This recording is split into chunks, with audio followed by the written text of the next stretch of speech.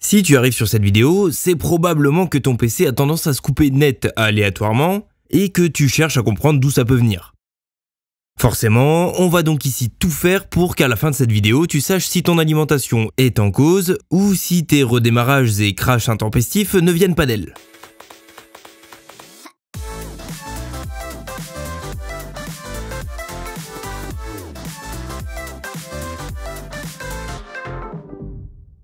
Au moment où tu dois clutch ou après 3 heures de Photoshop non enregistré, si ton ordi redémarre sans prévenir, il y a de quoi rager. Bon, pour Photoshop, franchement, 3 heures sans save, c'est un peu chercher des noises, mais t'as compris l'idée. L'une des possibilités de crash, surtout avec un tel comportement, c'est que ton alimentation ou les étages d'alimentation de ta carte mère n'en puissent plus et abandonnent leurs tâches.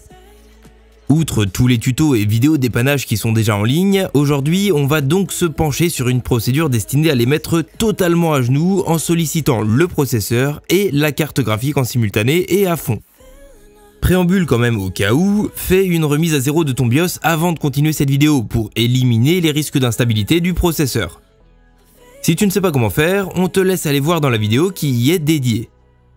Une fois ton BIOS reset, on va chercher à charger tant le processeur que la carte graphique au maximum et en même temps. Une solution que tu peux utiliser pour te simplifier la tâche s'appelle OCCT, un logiciel disposant d'un mode Power Supply qui rassemble ces deux charges en un seul test. Pour ça, direction ocbase.com, le site créé par son développeur qu'on te met en description. Télécharge la version stable, puis lance-le, tout simplement. Pour cette vidéo, c'est donc le mode Power qui va nous intéresser dans l'onglet Configuration des tests. Avant de lancer quoi que ce soit, clique sur la clé à molette en haut à droite pour accéder aux options, puis coche la case Température critique en la laissant à 90 degrés si elle ne l'était pas déjà. Si ton CPU chauffe trop et dépasse cette température, cette case fera s'arrêter instantanément le test pour éviter de l'abîmer.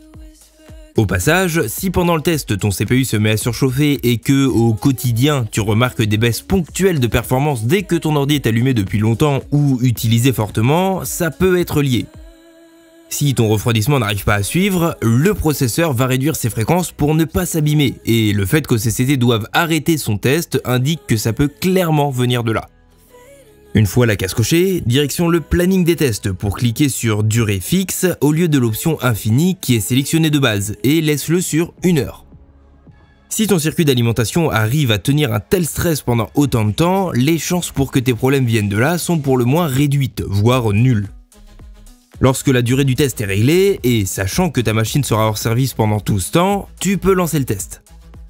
À partir de là, la vidéo sera vite terminée et toi tu seras vite fixé. Si ta machine crache et redémarre, alors c'est que ton alimentation et ou ta carte mère n'ont pas tenu et sont très probablement en cause, mais le plus difficile reste de déterminer lequel des deux composants lâche en route. Dans l'immense majorité des cas, d'expérience en tout cas, un crash viendra de ton alimentation, mais pour le coup, là il te faudrait une seconde alim pour pouvoir tester ta machine et en être vraiment sûr. Pour ça, si tu suis ce tuto parce qu'on en a parlé sur les réseaux sociaux, alors on va voir ensemble quelle suite donner à ta panne, selon si tu as une machine entière déjà montée par nos experts ou si tu l'as montée composant par composant. Si en revanche tu suis ce tuto de toi-même, alors soit ton alimentation est encore garantie, soit tu tentes d'en acheter une autre ou d'en piquer une à quelqu'un que tu connais pour vérifier si ta machine est capable de tenir une charge Power Supply avec une autre alim. Vérifie quand même que la nouvelle soit assez puissante pour supporter ce que demanderait ton PC. A contrario, si le test arrive à s'exécuter jusqu'au bout, alors c'est que ton alimentation ainsi que tes VRM, les étages d'alimentation de ta carte mère, sont très probablement en pleine forme. Dans ce cas, on a toute la playlist des vidéos dépannage qui est là pour t'aider à trouver d'où peut venir la panne et on est aussi là pour toi sur Twitter, Facebook, Snapchat et Instagram. Si cette vidéo t'a plu, tu sais quoi faire pour nous le montrer. Pense à t'abonner si tu veux suivre les prochaines vidéos et dis-nous en commentaire si un tuto ou la review d'un compo ou périphérique en particulier t'intéresserait. D'ici là, on se retrouve dans la prochaine vidéo.